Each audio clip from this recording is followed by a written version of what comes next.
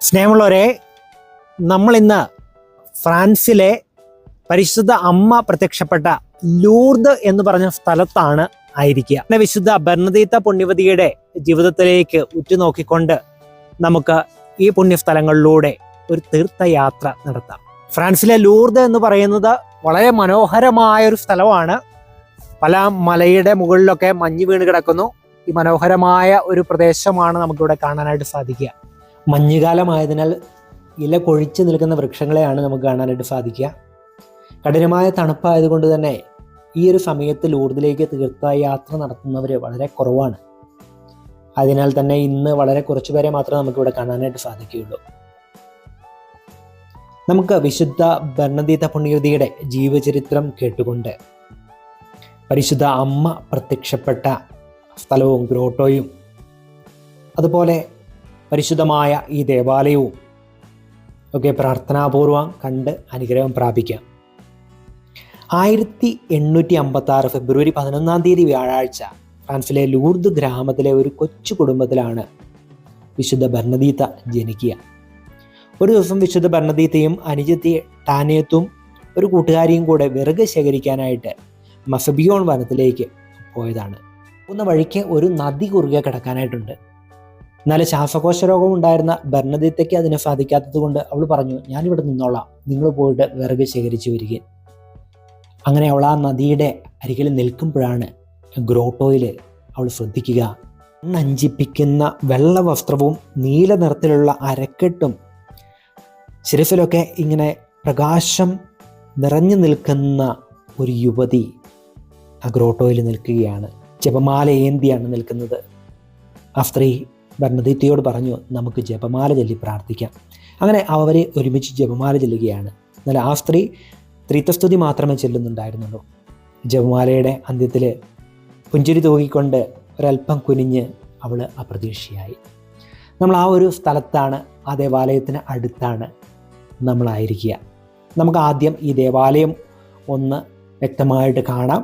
അതിനുശേഷം പരിശുദ്ധ അമ്മ ബെർണദീത്തയ്ക്ക് പ്രത്യക്ഷപ്പെട്ട ഗ്രോട്ടോയിൽ പോയി പ്രാർത്ഥിക്കുകയും ചെയ്യാം. 18 പ്രാവശ്യമാണ് ബെർണദീത്ത പുണ്യവതിക്ക് പരിശുദ്ധ അമ്മ ദർശനം നൽകിയത്. 2 ആഴ്ച കാലത്തേക്ക് നീ ഇവിടെ വരണമെന്നാണ് ഞാൻ ആഗ്രഹിക്കുന്നതെന്ന് ആദ്യം പറഞ്ഞു. ഈ ലോകത്തിൽ നിന്നെ ഒരു ഭാഗ്യവതിയാക്കണമെന്ന് ഞാൻ വാഗ്ദാനം ചെയ്യുന്നില്ല, എന്നാൽ അടുത്ത ലോകത്തിൽ നീ തീർച്ചയായിട്ടും ഒരു ഭാഗ്യവതിയായിരിക്കുമെന്ന് പരിശുദ്ധ അമ്മ. നമുക്ക് വിശുദ്ധ ബെർണദീത്ത പുണ്യവതിയുടെ ജീവചരിത്രവും പരിശുദ്ധ അമ്മയുടെ പ്രത്യക്ഷപ്പെടലൊക്കെ കേൾക്കുന്നതോടൊപ്പം തന്നെ ഈ മനോഹരമായ ദേവാലയം, തീർത്ഥാടന ദേവാലയം കാണുകയും പ്രാർത്ഥിക്കുകയും ചെയ്യാം. ഇതാണ് ഏറ്റവും താഴത്തെ ബസിലിക്ക. ഈ വലിയ ദേവാലയം ഒരു 3 സ്റ്റോറിഡായിട്ടാണ് നിൽക്കുക. ഏറ്റവും താഴ്ഭാഗത്തെ ബസിലിക്കയാണ് നമ്മളിപ്പോൾ കാണുന്നത്. ഒത്തിരി പേര് വിശുദ്ധ കുർബാനയിൽ പങ്കെടുത്ത് അനുഗ്രഹം സ്വീകരിക്കുവാനായിട്ട് ഇവിടെ എത്തിയിട്ടുണ്ട്. ഒത്തിരി പേർക്ക് രോഗശാന്തി കിട്ടുന്ന ഒരു സ്ഥലവും കൂടിയാണ് കേട്ടോ ലൂർദ്. കാരണം ലൂർദിലെ ജലത്തിൽ ആദ്യമായിട്ട് കണ്ണു കഴുകിയ വ്യക്തിക്ക് കാഴ്ച കിട്ടുകയും അതുപോലെ തന്നെ അവിടുന്ന് പിന്നെ അത്ഭുതങ്ങളുടെ ഒരു പ്രവാഹം തന്നെയായിരുന്നു. ഒത്തിരി പേര് ആ ജലം കുടിക്കുകയൊക്കെ ചെയ്തപ്പോൾ രോഗശാന്തി ലഭിക്കുകയും മുടന്തന്മാർ നടക്കുകയൊക്കെ ചെയ്ത വലിയൊരു ചരിത്രമുണ്ട്. അത് നമുക്ക് പിന്നീട് കാണാം. ഈ ദേവാലയത്തിൻ്റെ ഇരുഭാഗങ്ങളിലൊക്കെ ജപമാലയുടെ രഹസ്യങ്ങളാണ് കൊത്തിവെച്ചിരിക്കുക. വളരെ മനോഹരമായ ചെറിയ മാർബിൾ പീസ് കൊണ്ട് ഉണ്ടാക്കിയിരിക്കുന്ന രൂപങ്ങളാണ് നമ്മളിവിടെ കാണുക. ജപമാലയുടെ രഹസ്യങ്ങൾ, സന്തോഷത്തിൻ്റെ രഹസ്യം, ദുഃഖത്തിൻ്റെ രഹസ്യം, മഹിമയുടെ രഹസ്യം, പ്രകാശത്തിൻ്റെ രഹസ്യം, അങ്ങനെ എല്ലാം ഈ ദേവാലയത്തിൻ്റെ ഭാഗങ്ങളിലൂടെ ഇങ്ങനെ കൊത്തിവെച്ചിരിക്കുന്നു. ഈശോ ഉയർത്തെഴുന്നേൽക്കുന്ന ഒരു ഭാഗമാണ് നമ്മളിവിടെ ഇത് കാണുക. ഇത് ചെറിയ ചെറിയ മാർബിൾ പീസുകൾ ഒരുമിച്ച് വെച്ചിട്ടാണ് ഈ ഒരു ആർട്ട് ചെയ്തിരിക്കുക. മനോഹരമായ രീതിയിൽ, കണ്ണഞ്ചിപ്പിക്കുന്ന രീതിയിൽ, ആരെയും ആകർഷിക്കുന്ന രീതിയിലാണ് ഈ എല്ലാ രഹസ്യങ്ങളും ഇങ്ങനെ ചെയ്തിരിക്കുക. നമ്മളിനി ഈ ദേവാലയത്തിൽ നിന്നിറങ്ങി തൊട്ട് മുകളിലേക്ക് പോവുകയാണ്. അപ്പോൾ നമ്മൾ നടന്നു നീങ്ങുമ്പോൾ കാണുന്നൊരു കാഴ്ചയാണ്. അടുത്ത ഒരു അല്ലെങ്കിൽ 2ാമത്തെ നിലയിലേക്ക് നമ്മൾ പ്രവേശിക്കുകയാണ്. അപ്പോൾ ആദ്യത്തെ നിലയുടെ മുകളിൽ അവിടുന്ന് വീണ്ടും നമ്മളിങ്ങനെ നടന്ന് മുകളിലേക്ക് മെല്ലെ കയറുകയാണ്. വിശാലമായ ഒരു ഹൈവേയിലൂടെ പോകുന്ന ഒരു ഓവർ ബ്രിഡ്ജിൻ്റെ മുകളിലൂടെ പോകുന്ന ഒരു പ്രതീതിയാണ്. കാരണം അത്രയും ഹൈറ്റിലൂടെ ആണ് നമ്മൾ അടുത്ത പള്ളിയിലേക്ക് ഇങ്ങനെ നീങ്ങുക. പ്രാർത്ഥനാപൂർവം നമുക്ക് നീങ്ങാം. വളരെ കുറച്ച് തീർത്ഥാടകർ മാത്രമേ ഉള്ളെങ്കിലും വിശുദ്ധ കുർബാനകൾ ഓരോ ചാപ്പലിലും നടന്നുകൊണ്ടിരിക്കുന്നുണ്ട്. താഴത്തെ ചാപ്പലിൽ ബസിലിക്കയിൽ വിശുദ്ധ കുർബാന നടക്കുന്നു. തൊട്ട് മുകളിൽ നമ്മളിപ്പോൾ കയറാൻ പോകുന്ന ചാപ്പല് നിത്യാരാധന ചാപ്പലാണ്. നിത്യാരാധന ചാപ്പലിലേക്ക് നടന്നു നീങ്ങുമ്പോൾ നമുക്ക് അവിടെ നിന്നുള്ള ഒരു വ്യൂവിൽ നമുക്ക് ഇങ്ങനെ മനോഹരമായി നദിയൊക്കെ കാണാം. അവിടെ നിന്ന് നമ്മൾ നടന്നു നീങ്ങുമ്പോൾ നിത്യാരാധന ചാപ്പലിൻ്റെ മുന്നിലേക്ക് നമ്മൾ എത്തുകയാണ്. ഈ ഒരു രണ്ടാമത്തെ ചാപ്പലിനും വളരെ വലിയൊരു മുറ്റമൊക്കെ ഉണ്ട് കേട്ടോ. ഇവിടെയാണ് രണ്ടാമത്തെ നിത്യാരാധന ചാപ്പൽ.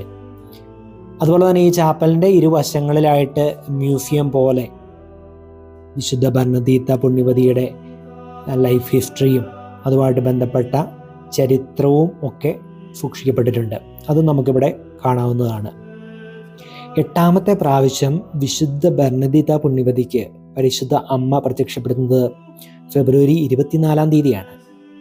അന്ന് വിശുദ്ധ ബർണദീത്ത പുണ്യവതിയോട് പരിശുദ്ധ അമ്മ പറഞ്ഞു, പ്രാശ്ചിത്തം പ്രാശ്ചിത്തം പ്രാശ്ചിത്തം. 3 പ്രാവശ്യം പ്രാശ്ചിത്തം എന്ന് പറഞ്ഞിട്ട് പരിശുദ്ധ അമ്മ പറഞ്ഞു, നമ്മുടെയും മറ്റുള്ളവരുടെയും പാപത്തിൻ്റെ മോചനത്തിനായിട്ട് പരിഹാരം ചെയ്യണം, പ്രാശ്ചിത്തം ചെയ്യണമെന്ന്. നമ്മളിതാ നിത്യാരാധന ചാപ്പലിലേക്ക് പ്രവേശിക്കുകയാണ്. വിശുദ്ധ കുർബാന ആരാധനയ്ക്കായിട്ട് എപ്പോഴും ഇവിടെ എഴുന്നള്ളിച്ച് വെച്ചിരിക്കുന്നു. ഇവിടെ ഒത്തിരി പേരിരുന്ന് ശാന്തമായിരുന്ന് ദിവികാരുണ്യ ഈശോയുടെ മുമ്പിലിരുന്ന് പ്രാർത്ഥിക്കുന്നു. ഇവിടെ നിന്ന് നമ്മളിതാ അടുത്ത 3ാമത്തെ നിലയിലേക്ക് പോവുകയാണ്. 3ാമത്തെ നിലയിലാണ് അടുത്ത ഒരു ബസിലിക്ക ഉള്ളത്. അതും വലിയൊരു ബസിലിക്ക തന്നെയാണ്.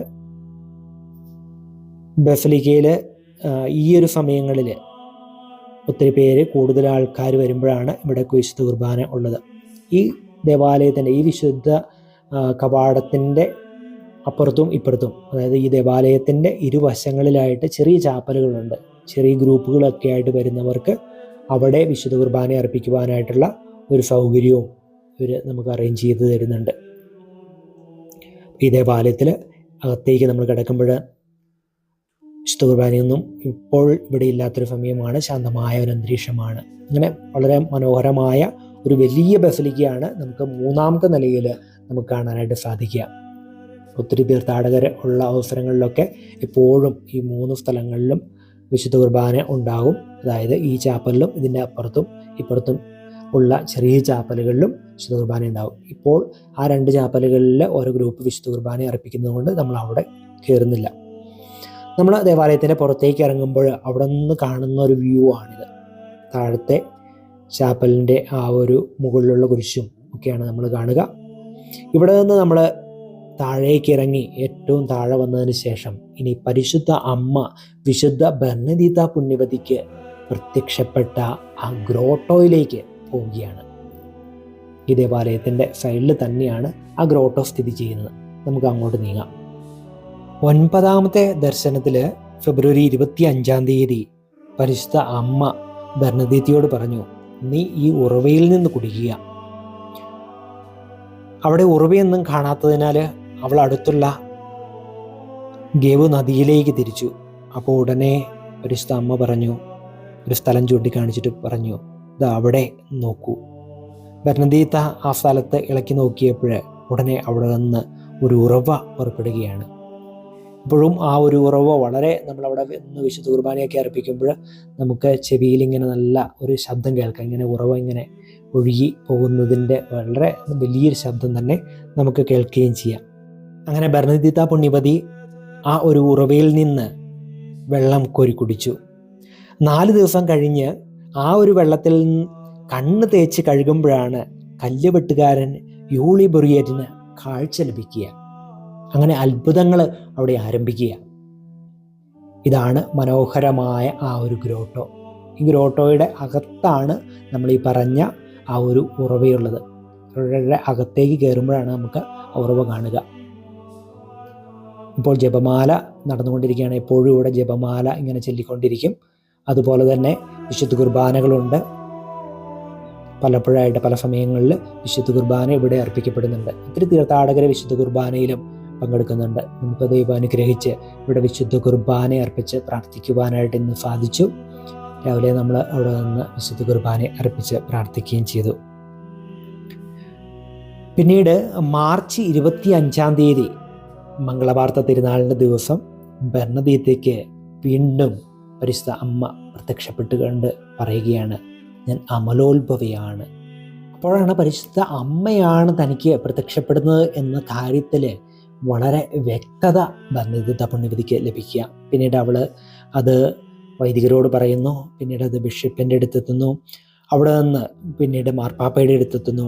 അങ്ങനെ 1854 ഡിസംബർ 8-ാം തീയതി 9-ാം പിയൂസ് മാർപ്പാപ്പ ദൈവമാതാവ് എന്ന ഇത് അംഗീകരിക്കുകയും ഇത് പരിശുദ്ധ അമ്മയുടെ ദർശനങ്ങൾ ശരിവെക്കുകയൊക്കെ ചെയ്യുകയാണ്.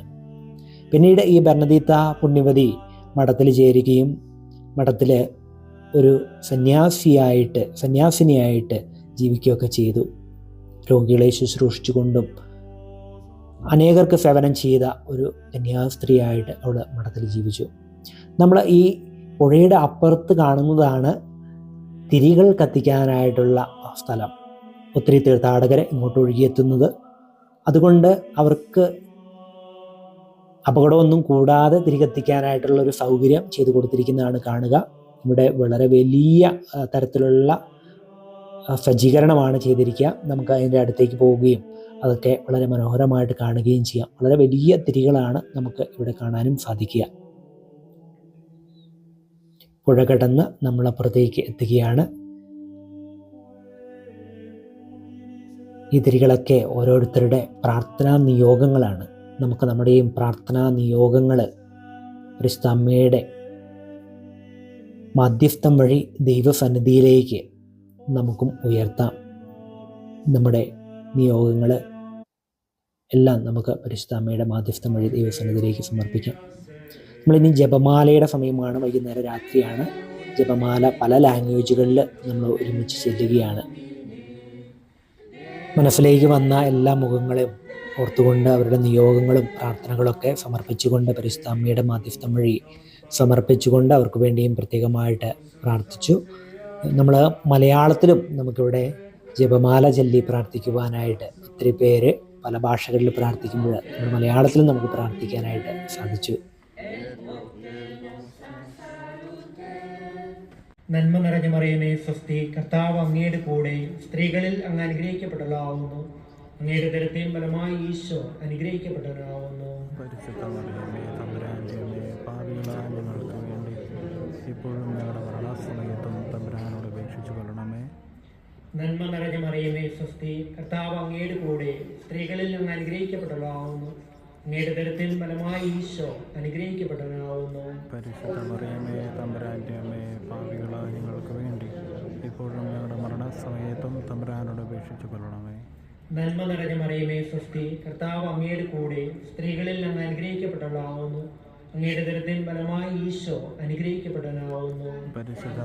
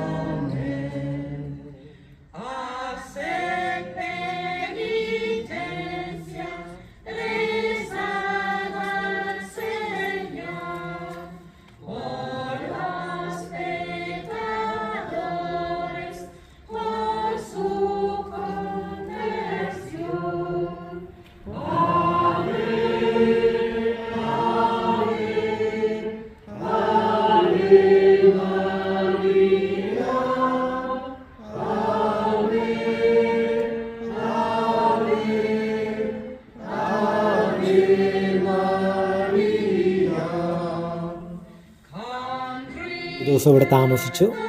അടുത്ത പ്രഭാതത്തിൽ നമ്മളിവിടെ പ്രാർത്ഥിക്കാനായിട്ട് എത്തുമ്പോൾ അതിമനോഹരമായ ഈ പുഴയുടെ സൈഡിൽ നിന്നുകൊണ്ട് ഗ്രോട്ടോയിലേക്ക് നോക്കുമ്പോൾ ഉള്ള ഒരു ദൃശ്യമാണ് നമുക്ക് കാണാനായിട്ട് സാധിക്കുക.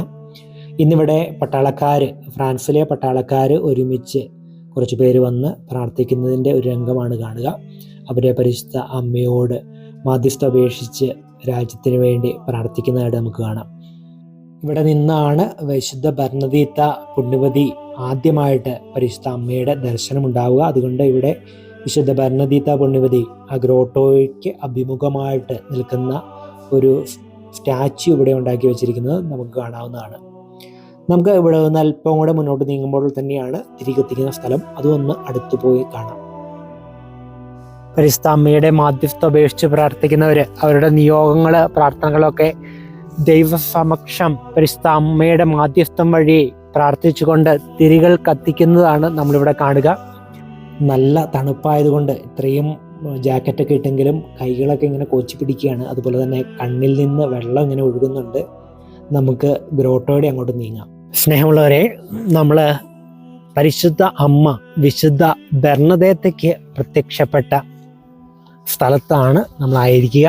പരിശുദ്ധ അമ്മ ബർണദേത്തയോട് പറഞ്ഞതുപോലെ തന്നെ ജപമാല ചൊല്ലി കൂടുതൽ പ്രാർത്ഥിക്കുവാനായിട്ട്, നന്മയിലും വിശുദ്ധിയിലും ഈ ലോകം ദൈവോന്മുഖമായിട്ട് നിലകൊള്ളുവാനായിട്ട് നമുക്ക് പ്രത്യേകമായിട്ട് പ്രാർത്ഥിക്കാം. നമ്മുടെ പ്രാർത്ഥനകളും നിയോഗങ്ങളും എല്ലാം പരിശുദ്ധ അമ്മയുടെ മാധ്യസ്ഥം വഴി നമുക്ക് ദൈവ തിരുസന്നിധിയിലേക്ക് ഉയർത്താം. നമ്മളെല്ലാവരെയും ദൈവം സമൃദ്ധമായിട്ട് അനുഗ്രഹിക്കട്ടെ. നമ്മുടെ കർത്താവായ ഈശോ മിശിഹായുടെ കൃപയും പിതാവായ ദൈവത്തിൻ്റെ സ്നേഹവും പരിശുദ്ധാത്മാവിൻ്റെ സംസർഗവും പരിശുദ്ധ അമ്മയുടെ പ്രത്യേക മാധ്യസ്ഥവും നമ്മെല്ലാവരോടും കൂടെ ഉണ്ടായിരിക്കട്ടെ, ഇപ്പോഴും എപ്പോഴും എന്നേക്കും. ആമേൻ. ഈശോ മിശിഹായ്ക്ക് സ്തുതിയായിരിക്കട്ടെ.